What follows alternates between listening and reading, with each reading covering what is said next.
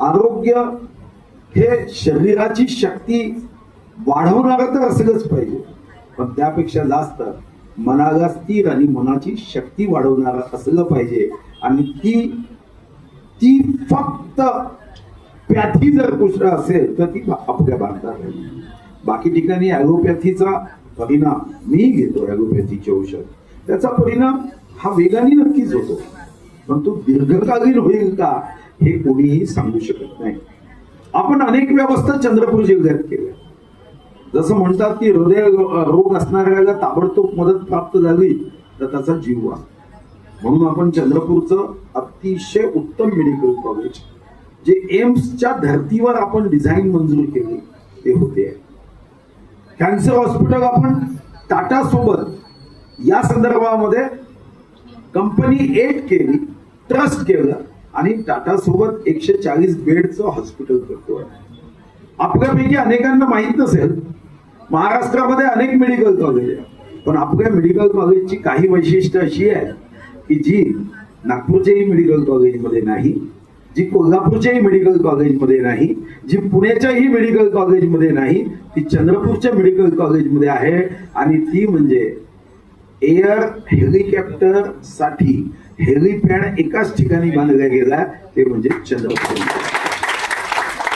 आपल्या physiotherapy ward इतका सुंदर आहे की एखाद्याला आवश्यक असेल तर तो फिजिओथेरपी मध्ये जाईलच, पण एखादा निरोगी असेल ना त्यालाही वाटेल की 2 दिवस मीही फिजिओथेरपी वार्डात गेलो पाहिजे.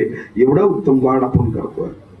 कॅन्सर हॉस्पिटलमध्ये सुद्धा देशातली पहिली अशी मशीन आपण लावतोय जी देशाच्या कोणत्याही हॉस्पिटलमध्ये नाही. देशातली एक मशीन या कंपनीच्या बंगलोर ऑफिसमध्ये आहे आणि त्यानंतर डायरेक्ट आपली चंद्रपूरमध्ये होते आहे.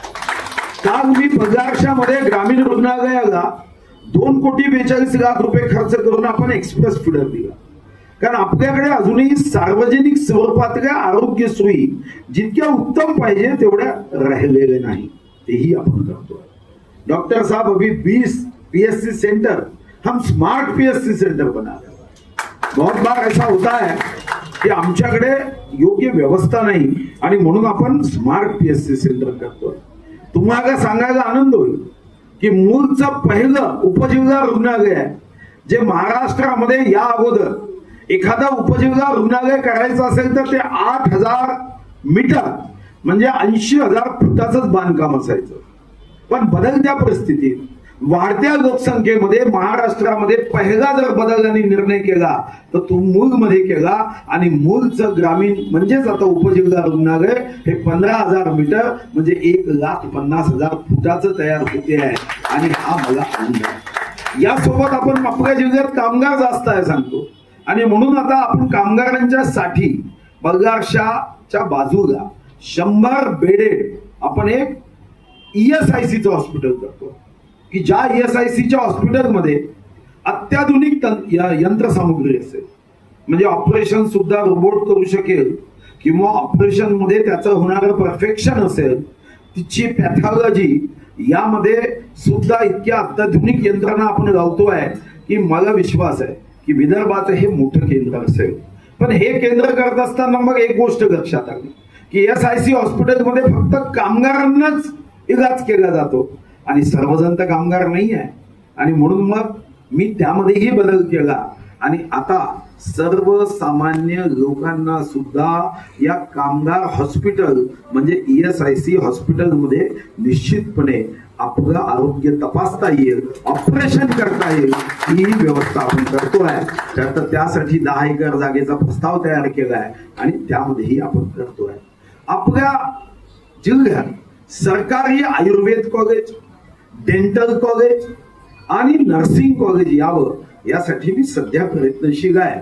अजून त्याला यश आलं नाही, पण एका गोष्टीला मात्र यश आलंय आणि ते म्हणजे माधवबाग जे करतं त्या माधवबागच्या विविध पॅथीला पुढे नेण्यासाठी आमचे मित्र श्री प्रतापराव जाधव यांनी आयुष मंत्रालयाच्या माध्यमातून 30 एकर जागेमध्ये आयुषच्या ज्या आपल्याला इलाज उपचार पद्धती आहे ते देण्याचं आपल्याला मंजूर केलं आहे.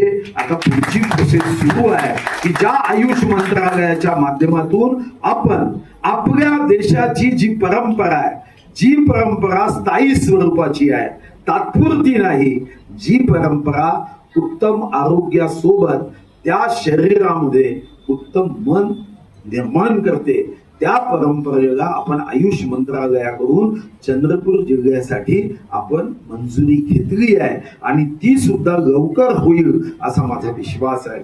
मला जाणीव आहे की आपल्या जिल्ह्यामध्ये प्रदूषण जास्त आहे आणि प्रदूषण जास्त असल्याने याला एक आंदोलनाचं स्वरूप दिलं पाहिजे, आरोग्य आंदोलन.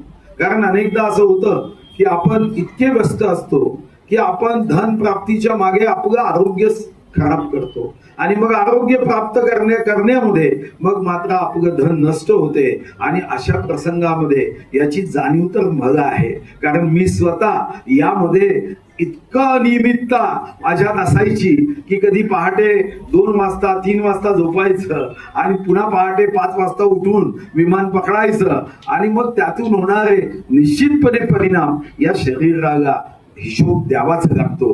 पण तुम्ही मात्र आपल्या आयुष्यात या हृदयरोगावर नियंत्रण प्राप्त केलं तर माझ्या दृष्टीने आपल्याला एकच गोष्ट सांगून मी माझ्या भाषणाला विराम देईल. असं अनेक लोक म्हणतात की आपण काही शहीद जेव्हा फासावर दिलं जायचं त्याच्या अर्धा एक तास अगोदर योग किंवा व्यायाम करायचे. जेव्हा त्या जेलरनी विचारलं की उत्तम व्यायाम योग हे तू आता का करतोय, 2 तासांनी तर तुला फाशीवर चढवलं जाणार आहे, तेव्हा ते सांगायचे की मला विश्वास आहे की खाली हात आहे है खाली हात जाना है, पण माझं मन शरीर तर नष्ट होणार आहे, आत्मा अमर आहे, आत्मा नश्वर आहे, आत्मा कधीही नष्ट होत नाही. आज जो मी व्यायाम करतोय, जे ज्ञान प्राप्त करतोय, जे कर्म करतोय, जे संस्कार करतोय ते मग पुढच्या जन्मी कामी येईल. तर मग निश्चितपणे वाटतं की शरीर साथ देईल. पण जेव्हा आपण उत्तम मनासाठी योग करतो, उत्तम मनासाठी आयुर्वेदिक इलाज करतो, ते या जन्मातही कामी येईल, पुढच्या